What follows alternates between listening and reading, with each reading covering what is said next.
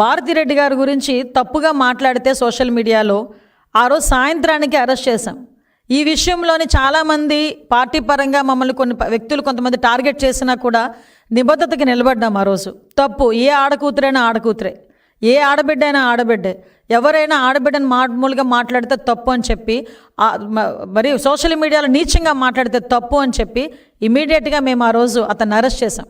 కానీ ఈరోజు పరిస్థితి చూస్తూ ఉంటే ఒకసారి మనం క్రోనలాజికల్గా కూడా అతని తాలూకా నైజాన్ని ఆలోచించుకుంటే, అనంతబాబు అనే ఎమ్మెల్సీ డ్రైవర్ సుబ్రహ్మణ్యాన్ని చంపి డోర్ డెలివరీ చేస్తే ఈ రోజుకి కూడా చర్యలు లేవు. దౌర్భాగ్యం ఏంటంటే అతడేసే క్వశ్చన్స్కి కూడా మంత్రులుగా మేము సమాధానం చెప్పుకోవాల్సిన దుస్థితి. అంటే ఒక హత్య చేసినోడు కూడా చట్టసభల్లో కూర్చొని ప్రజలకు సంబంధించిన క్వశ్చన్లు వేస్తూ ఉంటే మేము సమాధానం చెప్పుకునే పరిస్థితి. అంటే ఎలా ప్రోత్సహిస్తున్నాడని చెప్పేదానికి చెప్తున్నాం. నెక్స్ట్ ఇంకొకటి చూస్తే మనకి ఈరోజు ఈ కొండారెడ్డిని కనీసం పార్టీకి సంబంధం ఉన్న వ్యక్తిని మేము సస్పెండ్ చేస్తున్నామని కానీ డిస్మిస్ చేస్తున్నామని కానీ ఇలాంటి మాటలు మాట్లాడరు. ఎక్కడైనా ఏదైనా ఒక చిన్న ఇన్సిడెంట్ జరిగిందంటే భూతద్దంలో పెట్టి ఎదుగుతారు. ఎందుకంటే అందులోని అయ్యో పాపం అక్కడ ఏం జరిగింది, వాళ్ళు ఎలా చనిపోయారు, వాళ్ళని ఎలా రక్షించాలి, వాళ్ళని ఎలా కాంపన్సేట్ చేయాలి, వాళ్ళ గురించి ఎలా న్యాయ పోరాటం చేయాలనేది పక్కన పెట్టి అక్కడ వాళ్ళు వచ్చి ఎదిగేది ఏంటో తెలుసా అండి, అక్కడ ఆ ఇన్సిడెంట్కి తెలుగుదేశం పార్టీ వాళ్ళకి ఏమైనా లింకులు ఉన్నాయో లేదో ఎదుగుతారు. వాళ్ళు ఎతికి ఎక్కడో చివరిన ఒక చిన్న ఫోటోనో లేకపోతే ఒక చిన్న కామెంట్నో పట్టుకుని దానికి తెలుగుదేశం పార్టీని రంగును పొలవటానికని తీసుకొచ్చి చాలా ట్రై చేసి ఆర్టిస్టిక్గా తయారు చేసి సోషల్ మీడియాలో వదులుతారు. అది ప్రజలు నమ్ముతారని ఆలోచిస్తారు. కానీ మేము అలా మాట్లాడట్లా. ఈరోజు తప్పు చేసిన ఎవడైనా, అది ఏ పార్టీ ఓడైనా, ఏ కులమోడైనా, ఏ మతం ఓడైనా తప్పు చేస్తే శిక్ష పడాల్సిందే. దానికి సంబంధించి మేము యాక్షన్ తీసుకుంటాం. అది మీరైనా మేమైనా ఎవరమైనా అందులో ఎక్కడ కూడా మేము లైన్ దాటే ప్రసక్తి లేదు. ఎట్టి పరిస్థితులు బ్యాక్ స్టెప్ వేసే ప్రసక్తి లేదు. దీని అందరికీ సమాధానం చెప్పాల్సిన బాధ్యత, సమాధానం చెప్పాల్సిన పరిస్థితి జగన్మోహన్ రెడ్డికి లేదా?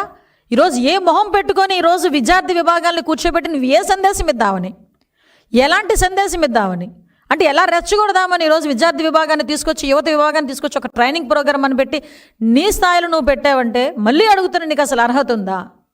ప్రతి దానికి కూడా తప్పుడు రాతలతోని, తప్పుడు వ్యాఖ్యానాలతోని, తప్పుడు మీడియాలో తప్పుడు ప్రచారాలతోని ప్రజల్ని, ప్రభుత్వాన్ని మభ్యపెట్టాలని నువ్వు చేస్తున్న కుట్రలు మాకు తెలియదు అనుకుంటున్నావా? ఎక్కడో ఒక ఆడబిడ్డ మామూలుగా చనిపోయినా కూడా ఆడబిడ్డని రేప్ చేసి చంపారని ఫస్ట్ నీ పేపర్లోనే బయటకు వచ్చింది. ఆ తల్లిదండ్రుల ఆ తాలూకా ఆర్టికల్ చూస్తే ఆ తల్లిదండ్రులు బాధ ఎలా ఉంటుంది ఎప్పుడైనా అర్థం చేసుకున్నావా జగన్మోహన్ రెడ్డి నువ్వు?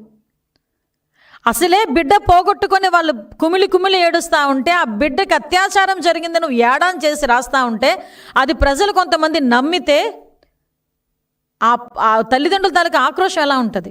నిన్నగాక మొన్న నిన్ననే చెప్పాను, ఏలూరులో బాలిక అంటే స్కూల్ డ్రెస్ వేసుకుంటే బాలికేనా? ఇంకా ఆ బాలికని మద్యం పట్టించి లైంగిక దాడి చేసి అపస్మారక స్థితిలో వదిలేసి వెళ్ళిపోయారు. ఇది ఆర్టికల్ రాశాడు. అసలు నిజంగా ఒక్కొక్కసారి ఒక ఆడదానిగా, ఒక మహిళగా కడుపు రగిలిపోతుందండి. ఏ ఆడపిల్లనబ్బా అది అనకూడదు, కానీ బిచ్చమెత్తుకునేదైనా ఏ పొజిషన్లో ఉన్నా ఆడదే. ఆ మనస్తత్వం అలానే ఉంటుంది. నువ్వు ఆడబిడ్డ, అసలు అమ్మాయి పెళ్ళయింది, 2 పిల్లల తల్లి, భర్తతో చిన్న విభేదాలు ఉన్నాయి. ఆ అమ్మాయి ఏదో తన మానసిక పరిస్థితి బట్టి షాప్లోకి వెళ్ళి కొనుక్కొని తెచ్చుకొని ఆ అమ్మాయి డ్రింక్ చేసి అపస్మారక స్థితిలో ఫిట్స్ వచ్చి పడిపోతే చుట్టుపక్కల వాళ్ళు వచ్చి నీళ్లు జల్లి ఆ అమ్మాయిని లేపి కూర్చోబెడితే దాన్ని తీసుకొచ్చి నీ నరేషను, నీ కథ, స్క్రీన్ ప్లే, డైరెక్షన్, ఫిల్మ్ వదిలేసావు. ఎలా కొట్టుకేస్తారో చావండి అని చెప్పి వదిలేసావు. ఈరోజు మీకు కేసులు ఫైల్ చేయాలి. డెఫినెట్గా ఇలాంటి తప్పుడు రాతలు రాసే వాళ్ళ మీద కేసులు ఫైల్ చేయాలి. కర్నూలులోని బస్సు యాక్సిడెంట్లో 19 మంది చనిపోయి 19 మంది కుటుంబాలు దుఃఖంలో ఉంటే దాన్ని ఎలాగ నువ్వు కన్సోల్ చేయాలి, ఎలాగ వాళ్ళకి మనం సానుభూతి తెలపాలన్నది ఒక పదం రాకుండా నీ తాలూకా పేటీఎం బ్యాచ్లను ఉపయోగించుకొని చీప్ లెక్కర్ తాగాడు. చూసొచ్చాడా, ఎవరిని పట్టాడా? మొన్న రీసెంట్గా మన కాశీబుగ్గలోని వెంకటేశ్వర స్వామి టెంపుల్లో స్టాంపేడ్ అయ్యి చనిపోతే అక్కడికి వెళ్ళి ఆ పాండా గారిని ఎలా జరిగిందో చెప్పు, పోలీసులకి మీరు ఇచ్చారా, పోలీసులకి మీరు చెప్పారా అంటే పాపం పెద్ద ఆయన నేను చెప్పలేదు అని క్లియర్గా అన్నా కూడా ప్రభుత్వానిదే. ఆఫ్ కోర్స్ మా హయాంలో జరిగిన దానికి మేము ఎంతవరకు బాధ్యత తీసుకోవాలి, ఎంతవరకు మేము రెక్టిఫై చేసుకోవాలని చేసుకుంటాం. కానీ ఈరోజు కొన్ని లక్షల కోట్ల విద్యార్థుల భవిష్యత్తుని నీ తాలూకా నాయకులు చేస్తున్న డ్రగ్స్ వ్యాపారానికి, గాంజా వ్యాపారానికి బలైపోతా ఉంటే నువ్వు ఏ సమాధానం చెప్తావు? ఆ తల్లిదండ్రులని ఏ సమాధానం చెప్తావు? తల్లిదండ్రులకి ఏం సమాధానం చెప్తావు? వాళ్ళు వాళ్ళ పనులు చెప్పుకోవాలి, అంతేగాని పక్కన ప్రతిపక్షాన్ని వాళ్ళు మళ్ళా విమర్శిస్తున్నారు అంటే వాళ్ళకి వాళ్ళు ఏం పని చేయలేదనే కదా అర్థం. మామూలుగా ప్రతిపక్షం పాలక పక్షాన్ని విమర్శిస్తూ ఉంటుంది, ఎందుకంటే వాళ్ళకి కదా అధికారం ఉన్నింది 5 ఏళ్ళు, ప్రజలకు చేయగలిగే ఛాన్స్ ఉన్నింది వాళ్ళకి. సో వాళ్ళు మమ్మల్ని విమర్శిస్తున్నారంటే వాళ్ళు ఏం చేయలేదు, ఏం చెప్పుకోలేకుండారు కాబట్టి చేస్తారు.